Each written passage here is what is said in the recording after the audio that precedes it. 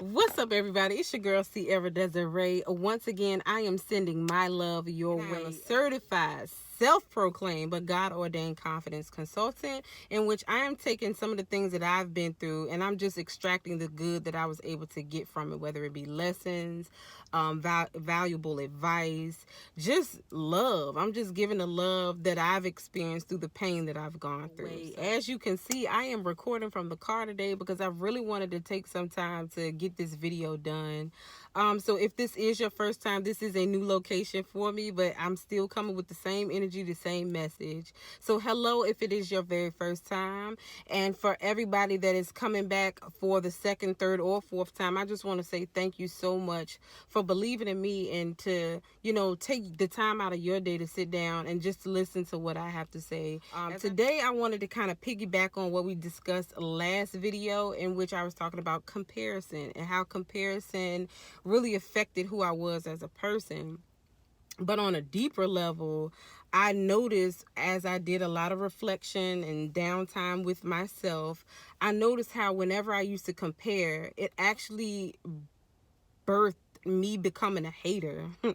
I was that girl, you guys, and I'm not proud of it, but I do want to speak about it and be real and transparent in my struggle to show you just how good God was when you pray to him and ask him to help you with some of the things that you are really honestly struggling with. So a little bit about me and me being a secret hater. Like, I was that girl that nobody knew about it because I was kind, I was sweet, and that's who I am at the core. I am a good person. I love people, but I also want to feel like I'm at a level where I'm operating at my best.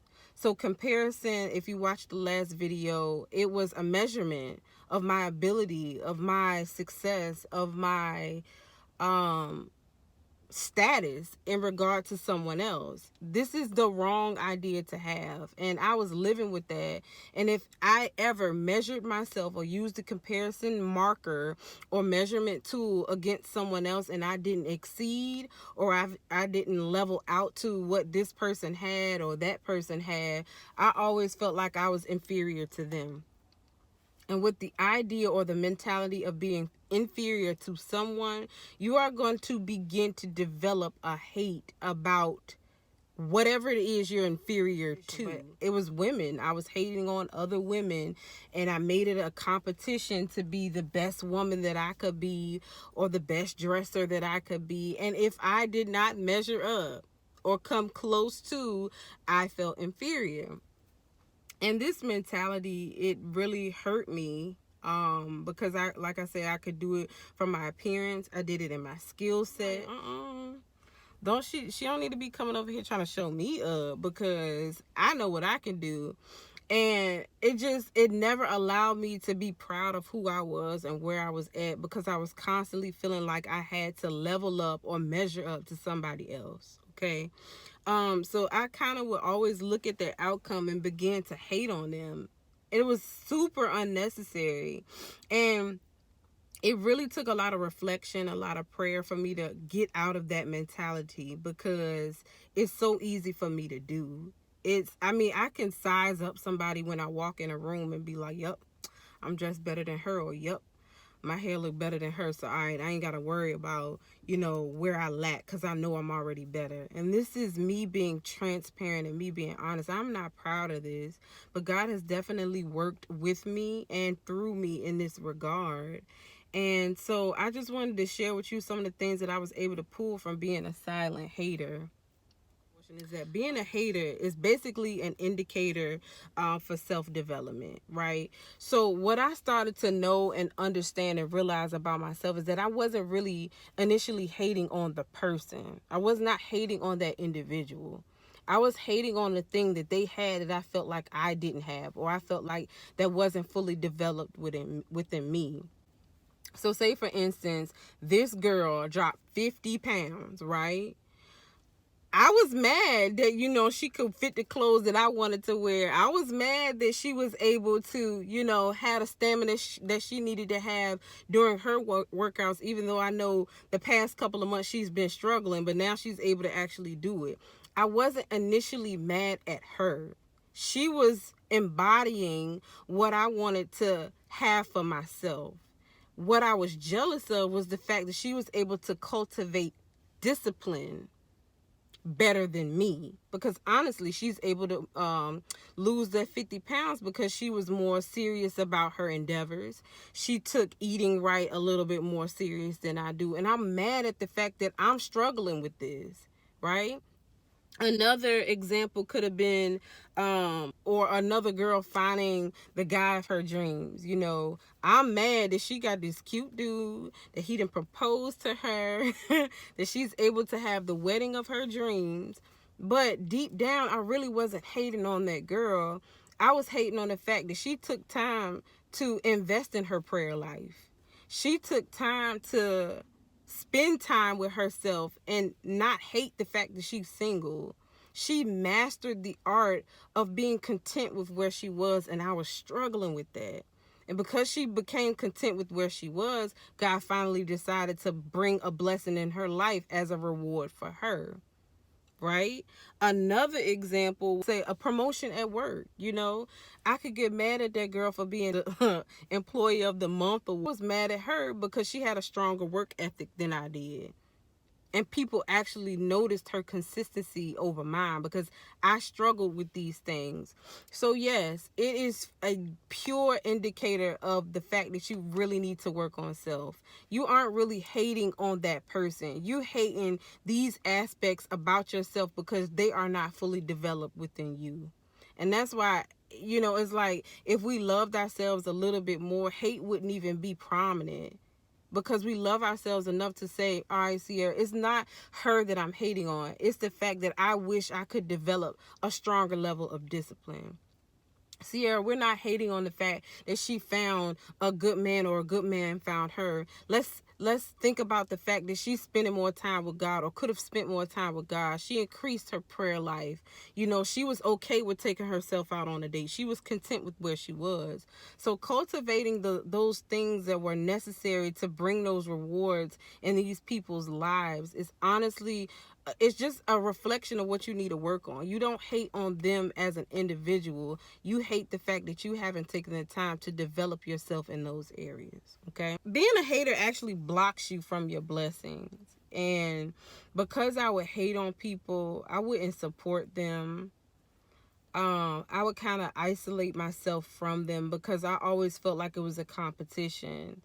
But it also hindered me. Being a hater hinders you from making genuine relationships, genuine connections with people, because you feel like it's a competition when God could have used that person to be a motivating factor in your life to help you get or cultivate the things that they actually have so that you can get what they have, but it first has to be found within you, right? And so when you isolating yourself, mad at the world because you don't have what they have, you're blocking yourself from your blessings. And the energy that you are putting out is you thinking, and see, back then I used to think that, all right, if I'm mean to her, it's gonna block her from being able to get noticed, it's gonna block her from being able to get blessed. No, honestly, it blocked me from being able to have better.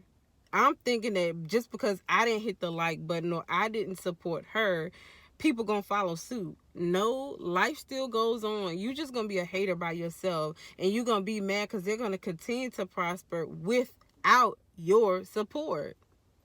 You know what I'm saying? You getting in your own way. And I really had to learn that just because you're hating on them does not mean that God is going to stop or block their blessings. That energy that you're putting out and that you're radiating is the same that's going to come back to you, right? So that leads me into my next point, which is that instead of hating, learn to congratulate. And I used to honestly struggle with learning how to clap for people when I wasn't winning. And that's a deep thing that a lot of us here in this society, I see it on social media, I see it on reality TV shows, like we hate instead of, you know, being inspired by what we see. We internalize it as, oh, that's my competition, so no, now I gotta be mean to her, or now I gotta block her so I don't be distracted by her blessings. No, let that be a motivating factor for you to try to focus on your self-development. and do what it is that you need to do to be the best version of yourself, to receive the best things that God has for you to get. Learn how to clap for people when you riding the bench. And it's hard, and I'm not gonna lie, but when I realized that it's okay to hit the like button, it's okay to send I was stingy with compliments, but I know that whatever I give out is what and you have to be genuine. It ain't like, girl, you cute, hoping that she say it back to you. It's a genuine compliment. You know what I'm saying? Like, be real. Don't just be giving it out, because God knows your heart. If you honestly like somebody's hair or like a girl's shoes, tell her. Or like the fact that she's building her empire and you working on something that's similar, it's okay to support her. It's not going to hurt you. It's not going to hinder. Instead of hating, instead of using that energy to compete, humble yourself and maybe ask for help. Not everybody is going to be helpful, but God will put people in your life that can help you. That particular person may not, but just having that good positive energy that you're giving out, you know what I'm saying? People are bound to be attracted to that. They may want to actually help you in your endeavors, but just make sure that you learn how to clap for others. And I'm so proud of myself that I can do that now. I mean, if I see a stranger in the mall and I like her hair, I'm going to tell her, because you never know what that compliment can do. Instead of hating, just learn how to wait for your turn. Because what God has for you is for you. Nobody can stop it. Nobody can block it. Nobody can hold it. Nobody can take it. What God has for you is honestly for you. And instead of hating on people, learn to clap it up for them. Learn to sit there and congratulate them, because beauty is found in the climb. You know what I'm saying? You're not going to get it overnight. But while you're waiting for you to reach your mountaintop, on that climb, notice that people are climbing with you. It's not about, it don't have to be a crab barrel all the time. We don't got to pull each other down at every event or every incident. We are meant to be on this earth to help everybody develop and learn and give some of ourselves to make sure that others are finding themselves too. We all have a purpose, and if our purposes are similar, that does not mean we have to compete. It's room enough for everybody. And I'm so proud that God has definitely worked with me in this area, because the moment that light bulb clicked for me that I didn't have to be a hater was the moment that blessings just start pouring in for me. And one of the greatest things for me being a reformed hater is honestly the humble spirit that I have, that I walk around with, that I'm like, girl, you look pretty today. You know what I'm saying? You're doing great with your workout. I really like how you was able to handle that situation. Random people. But when God puts it on my heart to let somebody else know that they're doing good, like I said before, we never know where people are within their journey. So you giving that encouragement could have been the reason that she didn't quit. But don't be so selfish. Don't feel like it ain't more out there. When you open your hands, you have room enough to receive. And with clenched fists, a clenched heart, and a closed mind, nothing can be deposited. Nothing can be given to you. Open up a little bit, relax a little bit, smile more, do more for others, and good things are actually going to happen to you as well. So I am proud to say that by God's grace, I am a reformed hater. And it's a dark situation to be in, but if I could do it and I pray my way through it, everybody out there that's struggling with the same thing can do the same. I hope this message finds you in a happy place. And if you weren't in a happy place, you are now, just to know that you aren't alone, or that you weren't alone with that suffering or that struggle that you had with hating on people. But let's make the world a little bit better, a better place. We can make the world a better place by just being kinder. We don't got to hate on everybody. Your turn coming, boo. Your turn is coming. All right? So until we meet again, make sure you do everything in your power to be you, do you, but most importantly, stay true. Always and forever. I love you. Mwah.